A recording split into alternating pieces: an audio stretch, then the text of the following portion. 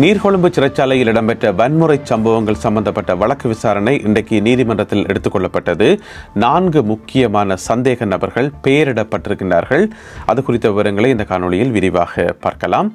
இலங்கையில் ஜனாதிபதி அனுரகுமார திசாநாயக்கா அவர்களை விட கஞ்சிப்பானை இம்ரானுக்கு தான் பவர் அதிகம் என்று சொல்லி உதயகம்மன்பில ஒரு சர்ச்சைக்குரிய இனவாதமான கருத்தொன்றை சொல்லியிருக்கின்றார். எனவே அது குறித்த விவரங்களையும் பார்க்கலாம். ஒரு தனியார் கல்வி நிலையத்தினுடைய பொறுப்பாளர், அதை நடத்துபவர் கைது செய்யப்பட்டிருக்கிறார் போதைப் பொருளுடன். அது குறித்த விவரங்களையும், இலங்கையில் சிகரெட்டுக்கு பெர்மனண்டான தடை, நிரந்தரமான தடை கொண்டு வரப்படுவதற்கான ஒரு வாய்ப்பு இருப்பதாக ஒரு செய்தி வந்திருக்குது. அந்த செய்தியில் வேறு என்னென்ன விவரங்கள் எல்லாம் இருக்குன்னு சொல்லி அதையும் பார்க்க இருக்கிறோம். கிளிநொச்சியில் ஒரு தனியார் ஒருவர் நீண்ட காலமாக காடுகளை அழித்து வருகின்றார். அவர் இப்பொழுது கைது செய்யப்பட்டிருக்கிறார் என்று சொல்லப்படுகிறது. அது குறித்த சில விவரங்களையும் பார்க்கலாம். இந்த செய்திகளுடன் மேலும் ஒரு சில செய்திகள் தகவல்களும் இன்றைய காணொலியில் காத்திருக்கின்றன. தமிழடியான் சொந்தங்கள் அனைவருக்கும் வணக்கம். ஜூலை மாதம் 27ஆம் தேதி 2026ஆம் ஆண்டு திங்கட்கிழமை. வாருங்கள் காணொலிக்குள் போகலாம். இலங்கையில் ஜனாதிபதி அனுரகுமார திசாநாயக்கா அவர்களை விடவும் கஞ்சிப்பானை இம்ரானுக்கு தான் பவர் அதிகம் என்று சொல்லி உதயகம்மன்பில ஒரு சர்ச்சைக்குரிய கருத்தொன்றை சொல்லியிருக்கின்றார். என்ன சொல்லியிருக்காருன்னு சொன்னால், இப்போ ஜனாதிபதி அனுரகுமார திசாநாயக்கா தானே ஜனாதிபதி, அவரை விடவும் 3 பேருக்கு தானே பவர் அதிகம். அதில் ஒரு ஆள் கஞ்சிப்பானை இம்ரான், பாதாள உலக குழு உறுப்பினர். மற்றவர் மல்கம் ரஞ்சித் ஆண்டகை ஆயர். அடுத்தது யாருன்னு பார்த்தீங்கன்னு சொன்னால் டில்வின் சில்வா, ஜேவிபியினுடைய தலைவர் டில்வின் சில்வா. இந்த 3 பேருக்கு தானே பவர் அதிகம். அவர்கள் 3 பேரும் சொல்றதான் நாட்டில் நடக்குதே தவிர ஜனாதிபதி அனுரகுமார திசாநாயக்கா சொல்றது நடக்குதே இல்லை என்று சொல்லி உதயகம்மன்பில சொல்லி வச்சுக்கார். ஏன் இந்த கருத்தை சொன்னவர் என்று சொன்னால், உங்களுக்கு தெரியும், அங்கே தெவினுவர பகுதியில் விஷ்ணு கோயில் இருக்கு தானே, அங்கே காவடி ஆடுறதா இல்லையான்னு சொல்லி ஒரு பெரிய ஒரு பிரச்சனை ஒன்று போய் கொண்டிருக்குது. பாதாள உலக குழு ஆக்கள் சொல்லியிருக்கணும், மிரட்டி இருக்கணும் காவடி ஆடக்கூடாதுன்னு சொல்லி. அந்த பாதாள உலக குழு யாருன்னு சொன்னா அது கஞ்சிப்பானை இம்ரான் தானா. எனவே உதயகம்மன்பில என்ன சொல்லி வச்சுக்காருன்னு சொன்னா, இது ஒரு பௌத்த நிகழ்வு, பௌத்த கோயிலில் நடக்கிற பௌத்த நிகழ்வு.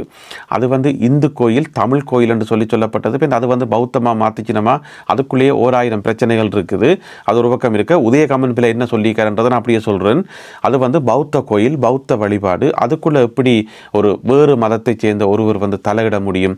வேறு மதத்தை சேர்ந்த பாதாள உலக குழு உறுப்பினர் எப்படி தலையிட முடியும் என்று சொல்லி ஒரு கருத்தை சொல்லி வச்சுக்கார். இப்போ சிங்கள மக்களுக்கும் முஸ்லீம் மக்களுக்கும் இடையில் ஒரு பிரச்சனையை உருவாக்கலாம் என்று பார்க்குறாரு போல இருக்கு.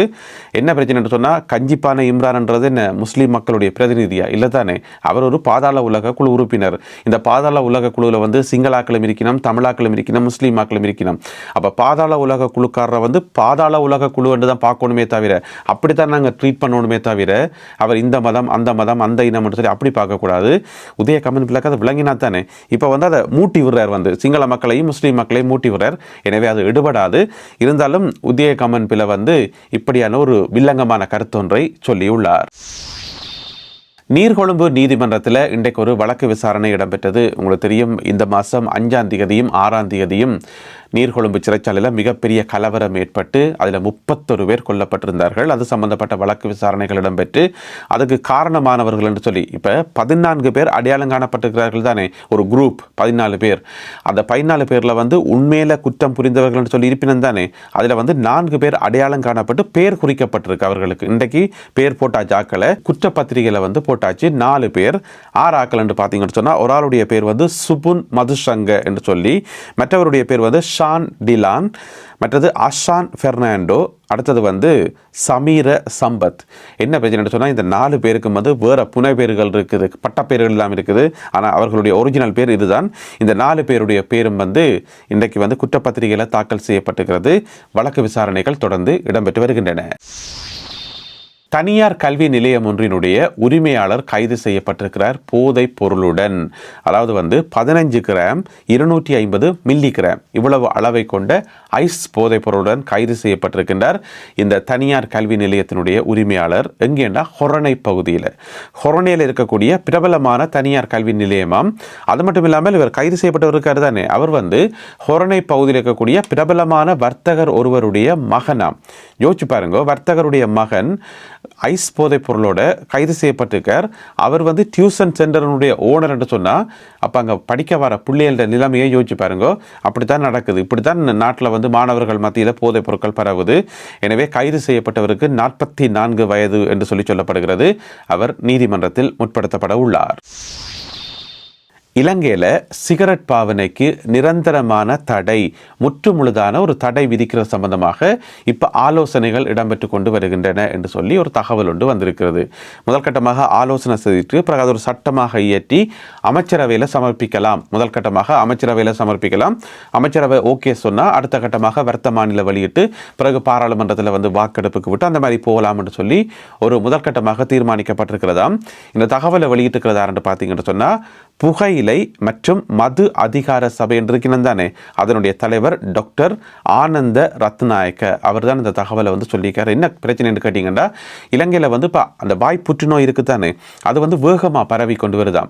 இந்த வாய் புற்றுநோய் வாரத்துக்கான அடிப்படை காரணம், பிரதானமான காரணம் புகையில தான், புகைப்பழக்கங்கள் தான். இப்போ பார்த்தீங்கன்னு சொன்னால் புதுசாக ஒரு சட்டம் ஒன்று கொண்டு வரப்பட்டிருக்கு தானே, அதாவது வெத்தில பாக்கு விற்கிறார்கள், வெத்தில பாக்கோட சேர்த்து புகையிலையும் விற்கக்கூடாது, விற்றா வந்து ஃபைன் கட்ட வேண்டி வரும், கைது செய்யப்பட வேண்டி வரும் என்று சொல்லி அது பழைய சட்டம் 2016ஆம் ஆண்டில் கொண்டு வரப்பட்ட சட்டம். ஆனால் அதை அமுல்படுத்தாமல் அதை தூக்கி ஓரமாக போட்டு பேசாமல் இருந்தவே இப்போ வந்து அதை திருப்பி அரசாங்கம் இறுக்கி பிடிக்குதுன்னு சொன்னால் புகையில விற்க வேண்டாம், வெத்தில பாக்கோட சேர்த்து புகையில விற்க வேண்டாம், அதை வந்து என்கரேஜ் பண்ண வேண்டாம் என்று சொல்லி. எனவே அது சம்பந்தப்பட்ட ஒரு நிகழ்ச்சி ஒன்று நடந்தது. அந்த நிகழ்ச்சியில் கலந்து கொண்டு உரையாற்றிக்கலாம் சொல்லியிருக்காருன்னு சொன்னால் நிரந்தரமாக சிகரெட்டுகளை வந்து தடை செய்கிறேன்னு சொல்லி. இது சாத்தியமானு கேட்டிங்கன்னு சொன்னால் இப்போ புகைப்பிடிக்கிறார்கள் வந்து இவ்வளோ பேர் இருப்பினோம், அப்போ திடீரென்று பேன் பண்ணி விட்டால் என்ன செய்கிறது, கஷ்டம் என்ன. அப்போ அதுக்கு தான் ஒரு சிஸ்டம் ஒன்று கொண்டு வரணும். என்னென்னு சொன்னால் 2010ஆம் ஆண்டுக்கு பிறகு பிறந்தாக்கள் இருக்கிறது தானே, அவர்களுக்கு வந்து சிகரெட் வாழ்நாளில் அவர்களுக்கு சிகரெட் விற்க முடியாது. எனவே நீங்கள் கடையில் போயிட்டு நீ சிகரெட் வாங்குறதாக இருந்தால், அதாவது இந்த சட்டம் வந்து நடைமுறைக்கு வந்த பிறகு, இப்போ இல்லை சட்டம் நடைமுறைக்கு வந்த பிறகு ஒருத்தர் போயிட்டு சிகரெட் வாங்குறதாக இருந்தால் அவர் தன்னுடைய ஐடியை காட்டணும், ஐடென்டி கார்டை காட்டணும். அதில் வந்து 2010ஆம் ஆண்டுக்கு முதல் பிறந்திருக்கணும். ஏற்கனவே அந்த பழக்கம் உள்ளாக்களை வந்து திடீரென்று சடனாக மாற்ற முடியாது தானே, அது வந்து மருத்துவ ரீதியாகவே பிழையாது, அப்படி மாற்ற முடியாது, கட்டமாக தான் மாற்ற முடியும். எனவே 2010ஆம் ஆண்டுக்கு பிறகு பிறந்தாக்களுக்கு ஒரு நிரந்தரமான தடை வர்றதுக்கான வாய்ப்புகள் இருக்குன்னு சொல்லப்படுகிறது. எனவே பொறுத்திருந்து பார்ப்போம். இராணுவ புலனாய்வு பிரிவினுடைய முன்னாள் பணிப்பாளர் சுரேஷால் இருக்கார் தானே, அவர் போட்ட ரிட் மனு இன்றைக்கு விசாரணைக்கு எடுத்துக்கொள்ளப்பட்டது. அப்போ விசாரணைக்கு எடுத்துக்கொள்ளப்பட்டு அதுக்குரிய அடுத்த வழக்கு தவணை நாளைக்கு வரைக்கும் ஒத்தி வைக்கப்பட்டுகிறது. நாளைக்கு திரும்பவும் விசாரணைக்கு எடுக்கப்படும். அப்போ நாளைக்கு ஏதாவது தீர்ப்புகள் வழங்கப்படுமான்னு கேட்டிங்கன்னு சொன்னால் அப்படி இல்லை. இந்த வழக்கை வந்து ப்ராப்பராக விசாரித்து என்ன செய்யணும், ஏது செய்யணும்னு சொல்லி ஒரு முடிவெடுக்கத்தானே வேணும். அந்த முடிவெடுக்கிற திகதி எப்போ என்று சொல்லி நாளைக்கு தீர்மானிக்கப்படும். அப்போ நாளைக்கு எங்களுக்கு தெரிய வரும் அவருடைய வழக்கு வந்து இப்போ வந்து விசாரிக்கப்படும் என்று சொல்லி. இன்றைக்கும் விசாரிக்கல, நாளைக்கும் விசாரிக்கப்பட போகிறது இல்லை. இந்த முதல் கட்ட அலுவல்கள் நடந்துட்டு இருக்குது. எனவே நாளைக்கு எங்களுக்கு தெரிய வரும் அந்த வழக்கு வந்து எப்பொழுது விசாரிக்கப்படும் என்று சொல்லி.